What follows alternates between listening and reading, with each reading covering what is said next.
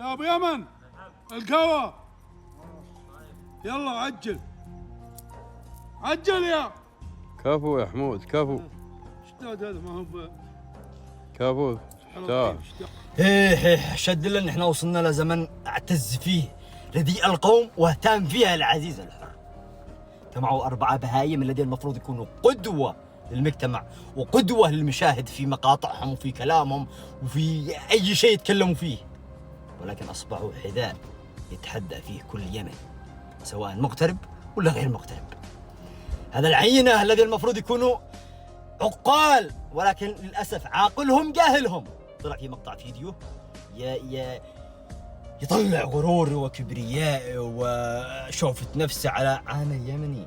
والله ما فيكم شيء من هذا إلا كبر قهر وكبر بطن كرشة، ما فيكم أي شيء من هذا الشيء ولا فيكم بالرجولة معنا. هذاك الذي المفروض يكون العاقل الكبير عاقلكم جاهلكم. أنتم من وضعتم نفسكم في هذا المقطع حذاء نتحدى فيكم ونتكلم عليكم، ولا تتكلموا بكل عنجهية مع عامل يمني. هذا إذا كان فعلا عامل يمني، لأن أنا عارف اليمنيين ما بيسكتش على هذه الحركات، بيجي يلطمك وسويت له خروج نهائي واتصل تشكي وتبكي وسوى فيني ومدري ايش خروج نهائي قطعت رزقه، فمستحيل انه يسكت عليك. ولكن ما دام انك وضعت نفسك في هذا الموقف تحمل الردود مننا. شخص ما عندكم قيمة هذا ال4 الاشخاص الذي بدوا في الفيديو.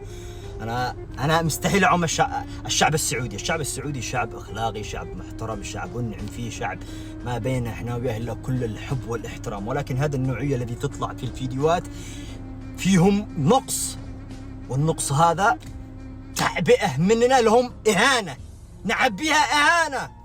على فكرة الشغل أولا ما هو عيب. إحنا اليمنيين ما دام إحنا بنشتغل ونأكلها من حلال جبيننا مستحيل نفكر إنه هو عيب. ما دام هو شيء نشرف نشتغل على ما نشحت ولا ندور منكم أي فضل ولا أي صدقة، معناها إحنا معززين مكرمين. أنت الهين الذي سويت هذا الحركة، ولكن هذا النوعية ما تمثلهم، مستحيل تمثلهم حتى 1%. هذول الناس فيهم نقص، والنقص هذا إحنا الذي بنهينهم ونعبي الفراغ هذا إهانة لهم.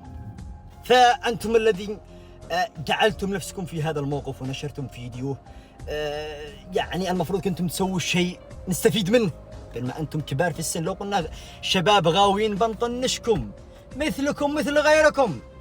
صباطي أشرف منك أنت، ومن يفكر أنه يهين يمني أو أنه يستنقص في يمني سواء بمزح سواء بمقطع